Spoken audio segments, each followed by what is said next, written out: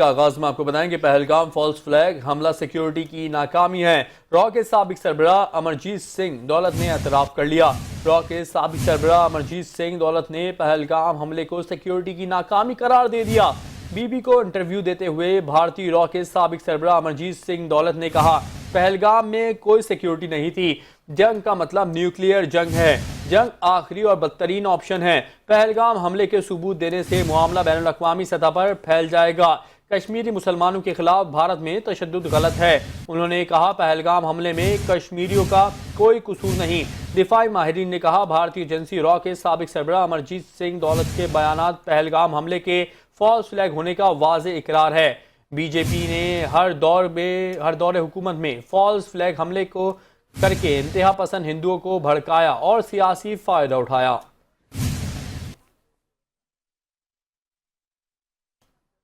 भारतीय फजाइया के तैयारे उड़ते ताबूत बन गए। 30 साल में 550 से जायद फजाई हादसात में से 150 से जायद भारतीय पायलट हलाक हुए। भारतीय फजाइया में होने वाले हादसात नाकिस हिफाजती मयार और गैर पेशा वराना ऑपरेशनल तैयारियों की वाज़ेह मिसाल है। ज़राए के मुताबिक भारतीय फजाइया में रोजमर्रा हादसात में हलाक पायलट की तादाद कारगिल जंग में होने वाली हलाकतों से 30 गुना ज्यादा है। ज़राए के मुताबिक भारतीय फजाइया की इन हलाकतों की बुनियादी वजूहात में इंसानी गलतियां, हादसात और गैर मयारी तरबियत शामिल हैं। भारतीय इंतहा पसंद हिंदुओं का मुसलमान को 2 दिन में दुकानें खाली करने का अल्टीमेटम। मोदी के भारत में मुसलमानों के खिलाफ नफरत अपनी आखिरी हदों को छूने लगी। ज़राए का यह कहना है कि पहलगाम फॉल्स फ्लैग की हुसैमत को छुपाने के लिए हिंदुओं ने मुसलमानों को निशाने पर रख लिया। मुसलमानों के घरों पर हमलों के बाद उनकी मईशत पर भी हमले शुरू कर दिए।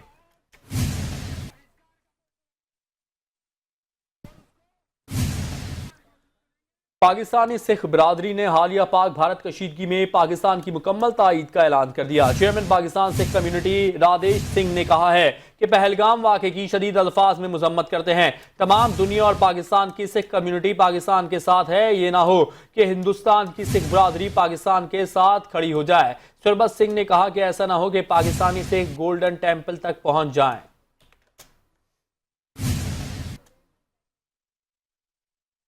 कायद आजम मोहम्मद अली जिन्ना का 2 कौमी नजरिया सच साबित हो गया। हिंदू और मुसलमान एक साथ नहीं रह सकते। 41 साल से भारत में मुकीम पाकिस्तानी खातून को डिपोर्ट कर दिया गया। भारतीय न्यूज एजेंसी ANI के मुताबिक भारतीय शहरी के साथ शादीशुदा पाकिस्तानी खातून 41 साल बाद मुल्क बदर कर दी गई। रिपोर्ट के मुताबिक खातून अपनी 2 बेटियां छोड़ने पर मजबूर हैं। खातून का पाकिस्तान में कोई ठिकाना नहीं, भारत में घरों खानदान छोड़ना पड़ रहा है। खातून का कहना है कि पहलगाम हमले की इज्तिमाई सजा हम सबको दी जा रही है। भारत की जानिब से मकबूजा कश्मीर में इंसानी हुकूक की संगीन खिलाफ वर्जी सामने आई है। मोदी सरकार ने कश्मीरी रिहायशियों को जबरदस्ती पाकिस्तान बेदखल करने का मंसूबा तैयार किया है। मोदी हुकूमत का एक और मजमूम मंसूबा बेनकाब हो गया। ज़राए के मुताबिक भारत ने मकबूजा कश्मीर के रिहायशियों को जबरदस्ती पाकिस्तान बेदखल करने का अमल शुरू कर दिया है।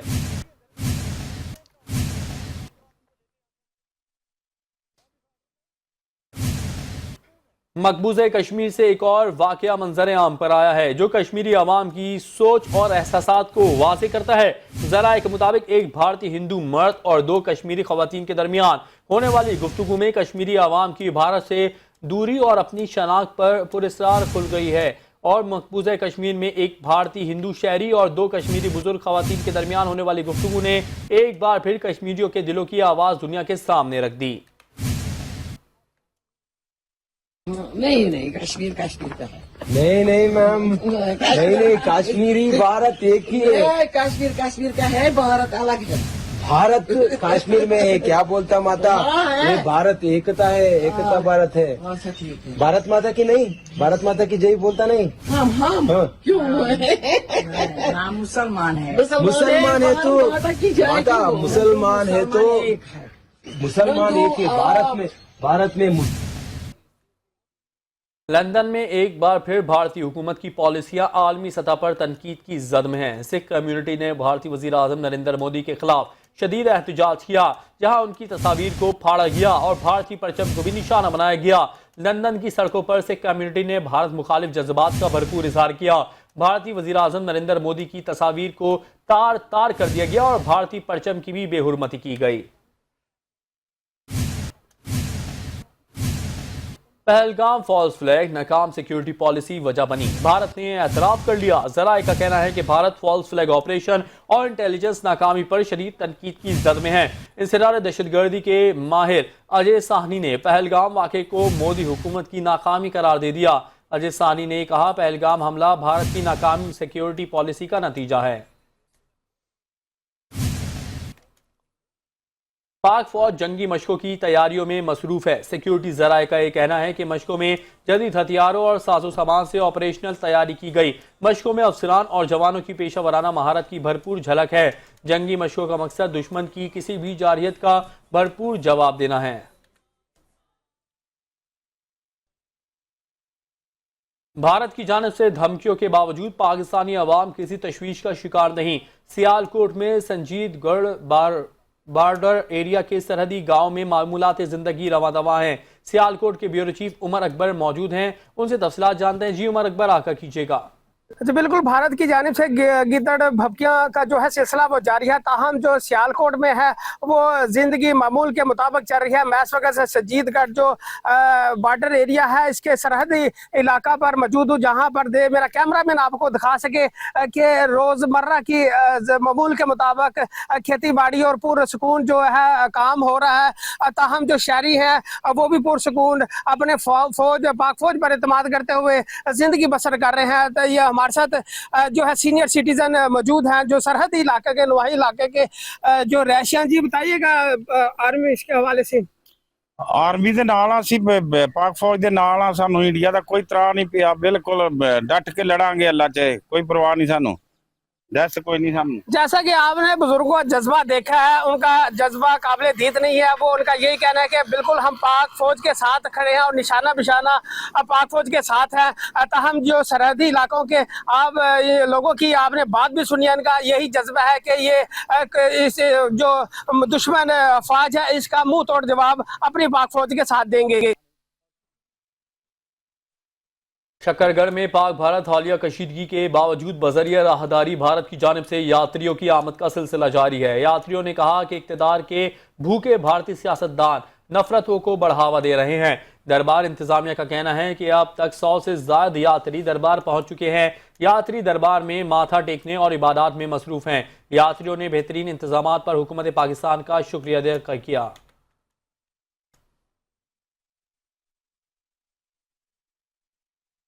पाकिस्तान ने भारत की जानिब से सिंध-तास मुआहदे की मुअत्तली पर बाकायदा सिफारती जराए से नोटिस देने का फैसला कर लिया। इंडस वाटर कमीशन के जराए के मुताबिक सिंध-तास मुआहदे की मुअत्तली पर कानूनी और आइनी मुशावरत के बाद वजारत खारजा, वजारत आबी वसाइल और वजारत कानून ने इब्तदाई होमवर्क कर लिया।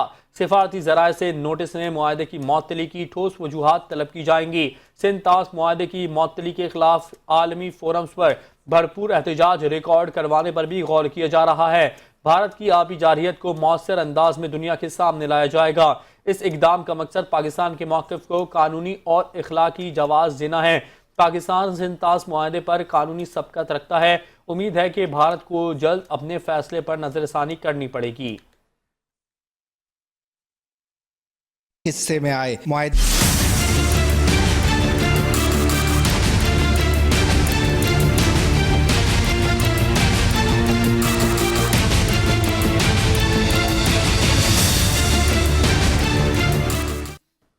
बुलेटिन में वक्त हुआ ब्रेक का, देखते रहिए 5 न्यूज़।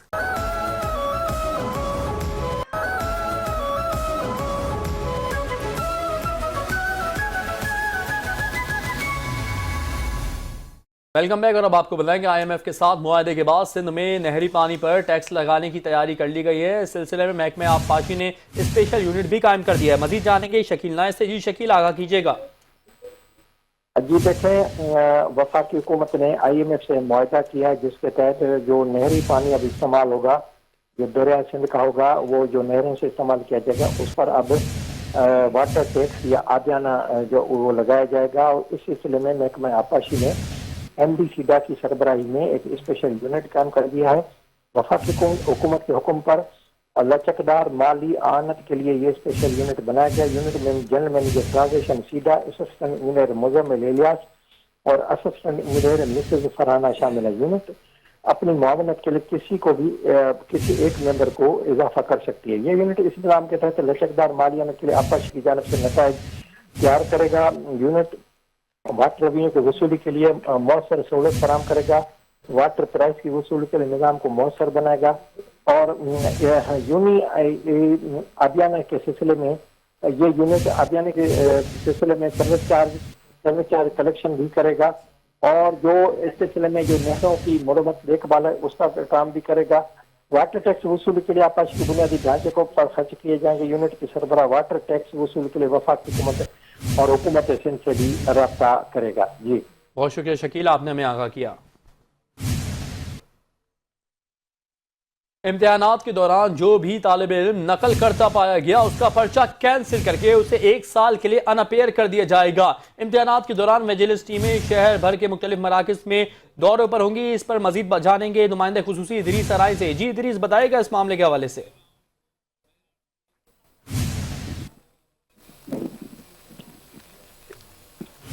जी इदरीस, आपको हमारी आवाज मौसूल हो रही है?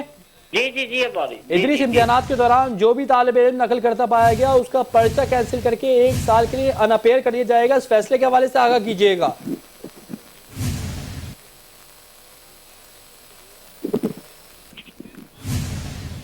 अपडेट करें आपको, इम्तिहानात के दौरान जो भी तालिब इल्म नकल करता पाया गया उसका पर्चा कैंसिल करके उसे 1 साल के लिए अनअपेयर कर दिया जाएगा। इम्तिहानात के दौरान विजिलेंस टीमें शहर भर के मुख्तलिफ मराकज में दौरों पर होंगी। इम्तिहानात में 36 इम्तिहानी मराकज को हसास करार दिया गया है। इस पर मजीद जानेंगे नुमाइंदे खुसूसी इदरीस सराय से। जी इदरीस, बताइएगा इस मामले के हवाले से। हाँ जी बिल्कुल, चेयरमैन इंटर बोर्ड ने आज प्रेस कॉन्फ्रेंस की और प्रेस कॉन्फ्रेंस में उन्होंने बताया है कि जो शहर कराची से तकरीबन 1,26,000 से ज्यादा जो तलबा और तालबात है वो पेपर दे रहे हैं, जिसमें तकरीबन 52,000 के करीब जो है वो इंजीनियर के स्टूडेंट हैं और जो तकरीबन 39,000 के करीब जो है वो प्री मेडिकल के हैं और इसी तरीके से तकरीबन कोई 34,000 के करीब जो है वो जनरल ग्रुप के स्टूडेंट है जो शहर कराची में इंटर के 11वीं और 12वीं जमात के जो है वो इम्तिहानात देंगे।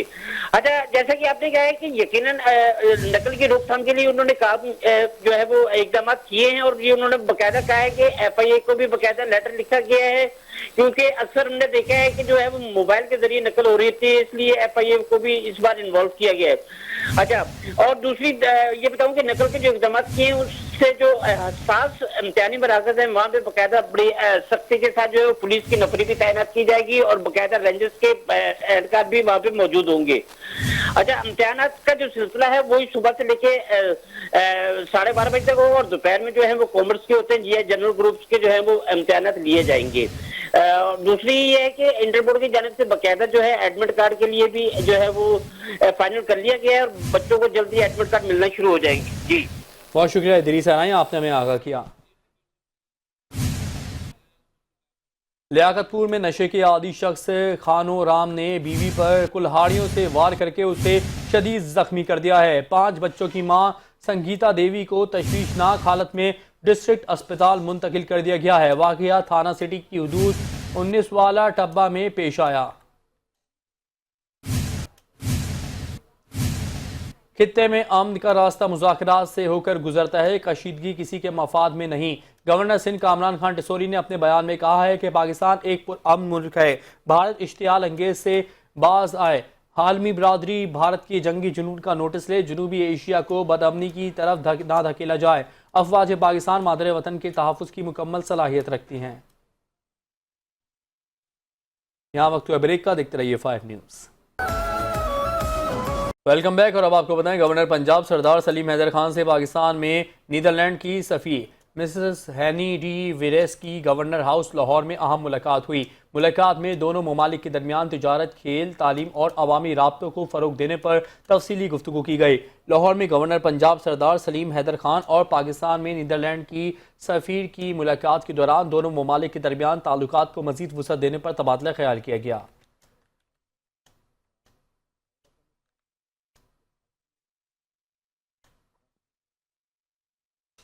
लाहौर रेलवे स्टेशन पर वफाकी वज़ीर रेलवे मोहम्मद हनीफ अब्बासी का अचानक दौरा एक बार फिर इंतजामी गफलत को बेनकाब कर गया। सफाई की खराब सूरत हाल, अमले की गैर हाजिरी और रेलवे ऑपरेशंस में कोताही पर वजीर ने शदीद नाराजगी का इजहार किया। Divisional medical officer Saima Mumtaz को मुअत्तल कर दिया गया। स्टेशन मास्टर को वार्निंग दी गई। विफाकी वजीर पैदल ही स्टेशन से रेलवे की वॉशिंग लाइन पहुंची।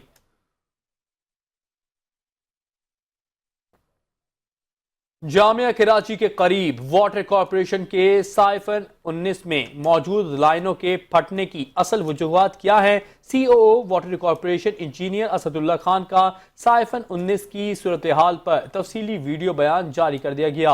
COO water corporation engineer Asadullah ने कहा है कि वाटर कॉरपोरेशन की जामिया कराची के करीब साइफन 19 में मौजूद पानी की लाइनें कई दहाइयों पुरानी हैं। एक लाइन 1956 जबकि दूसरी लाइन 1971 में बिछाई गई थी। लाइनों को 69 साल और 54 साल का तवील अरसा गुजर चुका है। उन्होंने कहा कि लाइनों का मुतय्यन लाइफ टाइम मुकम्मल हो चुका है। जामिया कराची के करीब साइफन 19 में 84 इंच डाया PRCC की 2 लाइनें हैं। एक लाइन की लंबाई 16,000 फुट यानी 5 किलोमीटर है। साइफन 19 का आगाज सादी टाउन से होता है और ये यूनिवर्सिटी रोड तक जाता है। साइफन में यू शेप लाइंस के बायस पानी का दबाव बढ़ जाता है। यू शेप में बहने वाला पानी आम सीधी कंड्यूट लाइंस के मुकाबले में बहुत ज्यादा दबाव पैदा करता है। पुरानी और कमजोर लाइनें ज्यादा दबाव बर्दाश्त नहीं कर सकती। ज़्यादा होता है। साइफन जो होती है वो ग्रेविटी पे नहीं होती है, साइफन में प्रेशर बनता है। साइफन यू शेप में होता है, तो यू शेप में जब पानी आता है तो उसका प्रेशर जो है वो नॉर्मल कंडूट से ज़्यादा होता है। ये टेक्निकल चीज़ें हैं जो शायद मेरे दोस्त न समझ सकें। अगर वो साइड पर आएंगे, कल मैं उनको लेकर आऊँगा, दोबारा इस पर हम डिस्कस करेंगे। हम पाइप के अंदर भी चले जाएंगे, पाइप के अंदर की कंडीशन भी दिखाएंगे उनको कि पाइप जो है वो मुख्तलिफ जगहों से क्रैक हो चुका है इस वक्त। लेकिन हम अपनी और मेरी टीम इस वक्त मौजूद है यहाँ पे जो काम कर रही है।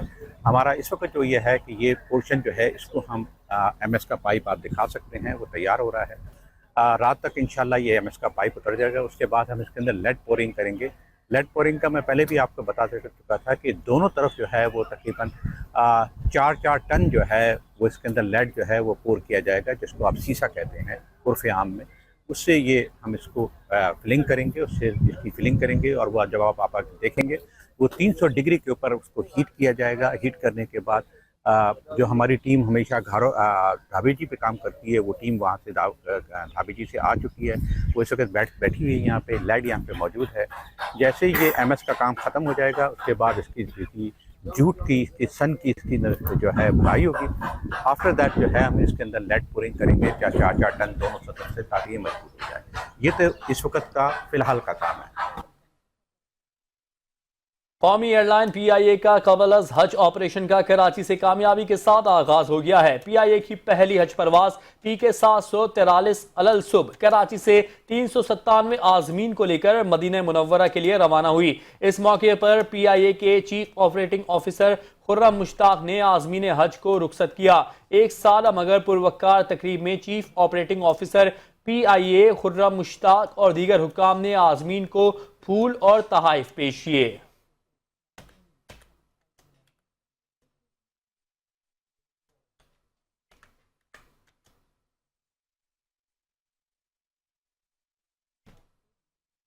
सोहराब गोड के इलाके सिंध सोसाइटी में कपड़े के गोदाम में आग लग गई, जिसके नतीजे में लाखों रुपए का कपड़ा जलकर खाकस्तर हो गया। गोदाम में लगी आग को फायर ब्रिगेड के अमले ने मुकम्मल तौर पर कंट्रोल कर लिया है। ताहाल फौरी तौर पर आग लगने की वजह मालूम नहीं हो सकी।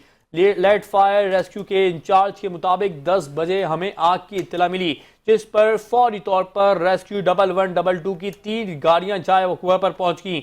नूर मोहम्मद नामी शख्स का कपड़े का गोदाम है, जिसके अंदर 20 टन कपड़ा मौजूद था, जिसमें आग लग गई। वाक़े में लाखों रुपए का नुकसान हुआ है।